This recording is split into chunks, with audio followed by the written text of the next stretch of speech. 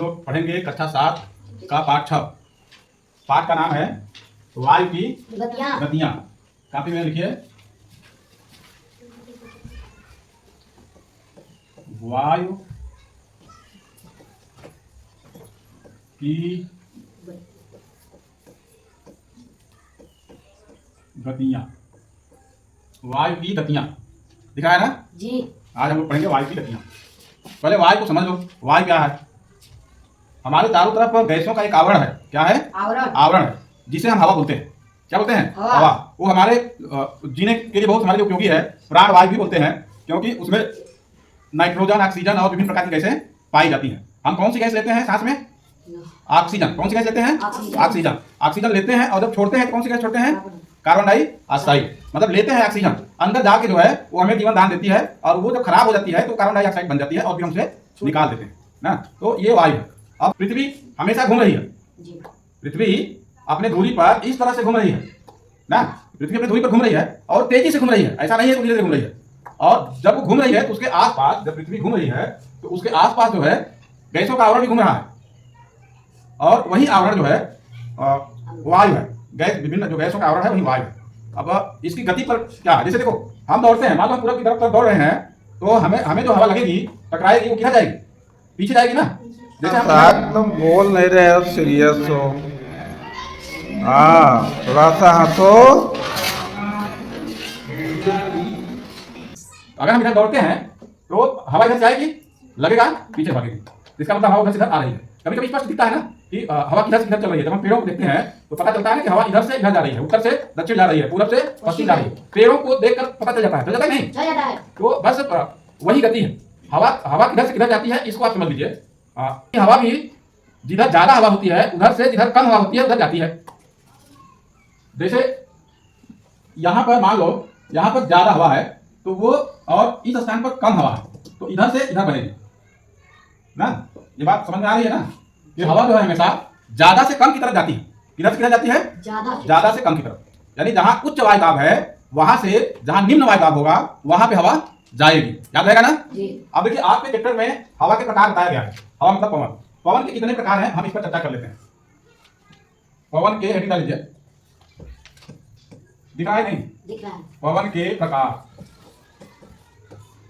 पवन के प्रकार। पवन के दो प्रकार हैं।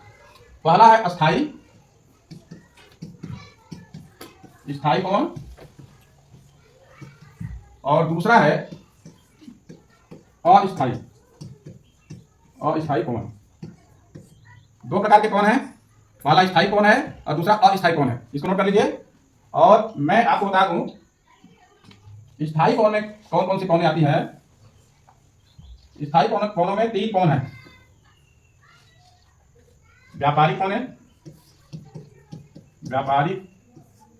पवनें, दूसरा है पछुआ पवनें। व्यापारिक पवनें, पछुआ पवनें, और एक है ध्रुवीय पवनें। ध्रुवीय पवनें। अस्थायी पवनों में ये 3 पवनें आती हैं, व्यापारिक पवनें, पछुआ पवनें और ध्रुवीय पवनें। इनको आप याद रखिए दिमाग में। अगला जो प्रकार है वो अस्थायी है। तो अस्थायी में 3 आते हैं, मानसूनी, स्थानीय और समीर। मानसूनी पवनें,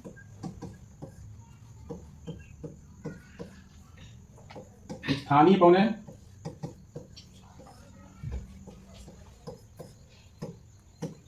समीर। ये जो है अस्थायी पवनें 3 प्रकार की हैं। अब देखिए, मानसूनी पवन के भी प्रकार हैं। मानसूनी पवन 2 प्रकार की होती है। एक शीतकालीन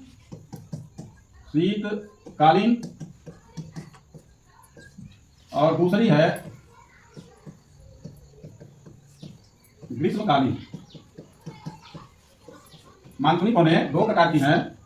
एक शीतकालीन पवन है और दूसरी क्या है? ग्रीष्मकालीन पवन है। अगला है स्थानीय पवन। स्थानीय पवन जो है चिनूक, सिराको, बोरा, लू। स्थानीय पवनों के चार प्रकार की पवनें बताई गई हैं। पहला है चिनूक, दूसरा है सिराको, तीसरा है बोरा, चौथा है लू। लू का नाम कितने लोग सुने हैं ये बताओ? लू का नाम कितने लोग सुने हैं? गर्मियों में यहाँ लू चलता है। वाह, गर्मियों में लू चलता है ना। और वो कैसा होता है? गर्म हवा। यहाँ जो गर्म हवा चलती है गर्मियों में, उसे हम क्या बोलते हैं? लू। इसी तरह ये भी विभिन्न स्थानों पर चलने वाली जो है स्थानीय हवाएं हैं ना, जो सीजन सीजन पे चलती है। अब जो है अगला जो बचता है वो है समीर। तो समीर के भी दो प्रकार हैं। एक है स्थल समीर और दूसरा है जल समीर। स्थल समीर, जल समीर। तो ये आपने देखा पवनों के जो प्रकार हैं। पवनों के प्रकार में मुख्य रूप से 2 प्रकार हैं। अस्थायी पवन के 3 प्रकार हैं। पहला है व्यापारिक पवन, दूसरा है पछुआ पवन और तीसरा है ध्रुवी पवन। और जब हम अस्थायी पवनों की बात करते हैं, ये 3 प्रकार की हैं। मानसूनी पवनें, स्थानीय पवनें और समीर। स्थानीय पवनें, ये मानसूनी पवनें शीतकालीन और ग्रीष्मकालीन 2 होती हैं। इन्हीं पवनों की वजह से वर्षा होती है। यहाँ पे बरसात में मानसून आता है, मतलब 15 जून के बाद चल देता है और लगभग धरातल पर अपना असर दिखाने लगता है। यहाँ माना जाता है कि 22 जून के बाद मानसून सक्रिय हो जाता है और जुलाई में तो पानी बरस ही रहा है, देख ही रहे हैं। तो मानसूनी पवनों के कारण वर्षा होती है शीतकाल में भी, ग्रीष्मकाल में। अभी ग्रीष्मकाल का मानसून सक्रिय है और जब फिर ठंडी आएगी तो फिर पानी बरसता है। तो शीतकाल और ग्रीष्मकाल मानसून ये एक नियत दिशा में चलते हैं ना। जैसे भारत के आसपास बंगाल की खाड़ी से चलता है और सागर से चलता है, तो ये भारत में वर्षा करते हैं। ये स्थानीय पवनें हैं। पृथ्वी पर विभिन्न स्थानों पर कुछ पवनें विशेष रूप से चलती हैं जिन्हें उस स्थानीय नाम से जाना जाता है। जैसे चिनूक है, सिलाको है, गोरा है, लू है। हमारे यहाँ जो चलती है उसका नाम लू। तीसरा है समीर। समीर का मतलब ही होता है हवा, पवन ना। तो ये दो प्रकार के हैं, स्थल और जल। यानी जो हवा जो है स्थल से जल की ओर चलती है उसे स्थल समीर कहते हैं, और जो हवा जल से स्थल की ओर चलती है उसे हम क्या बोलते हैं?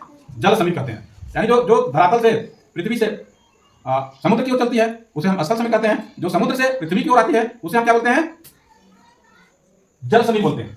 इस तरह से जो है वायु की गतियां निर्धारित होती हैं। जैसे कि आपने देखा कि वायु हमेशा उच्च वायु दाब से निम्न वायु दाब की तरफ चलती है ना। आपके पाठ में मुख्य रूप से यही बातें हैं, पवनों की गतियां और पवनों के प्रकार। आप होमवर्क में ये 4 अच्छी तरह से बना कर लाएंगे। धन्यवाद।